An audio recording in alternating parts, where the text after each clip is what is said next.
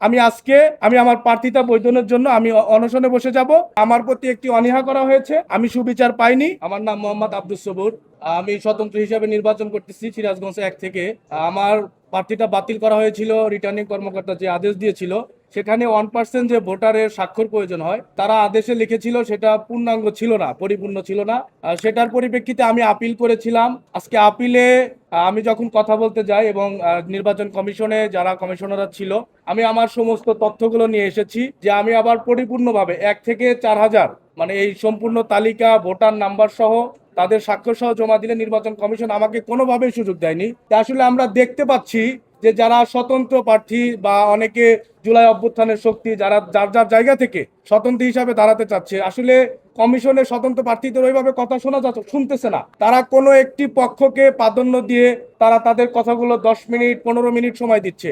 আমরা অভ্যুত্থানের শক্তি, জুলাই অভ্যুত্থানের প্রথম সারির স্টেক হোল্ডার ছিলাম। সেই জায়গা থেকে এখনো আমাদের ভাইদের রক্তের দাগ শুকায় নাই, যেখানে 1400-এর উপরে শহীদ, 36,000-এর উপরে আহত। যে সেই জায়গা থেকে যদি আমরা কমিশনে একটু সুযোগ না পাই, আমরা যদি কথা না বলতে পারি, তাহলে এই যে নুরুল হুদার মতো পাতানো একটা নির্বাচন দিয়ে কোনো একটি পক্ষকে নির্বাচনে বসিয়ে দিয়ে তারা চলে যাবে, এটা তো বাংলাদেশের ছাত্র সমাজ আশা করে নাই, সাধারণ মানুষ আশা করে নাই। তাই আমি আমার জায়গা থেকে মনে করি যে আমার প্রতি একটি অনীহা করা হয়েছে, আমি সুবিচার পাইনি। আমি আমার প্রার্থিতা বৈধনের জন্য আমি অনশনে বসে যাব। আপনারা মিডিয়া ভাইয়েরা আমাকে সহযোগিতা করবেন।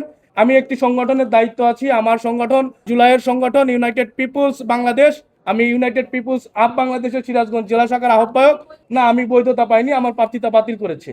সেই জায়গা থেকে আজকে আমি প্রার্থী, আমার সমস্ত কিছু, আমার সমস্ত পেপারস আছে।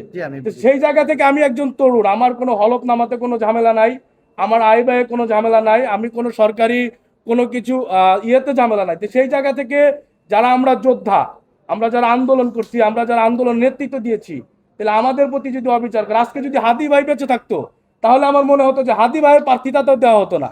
হাদি ভাই যদি আজকে বেঁচে থাকতো আমার মনে হতো যে হাদি ভাইয়ের প্রার্থীও আজকে রিসিভ করা হতো। সেই জায়গা থেকে আমরা যারা ইনসাফের কথা বলি, আমাদের প্রতি একটি অবিচার করা হচ্ছে।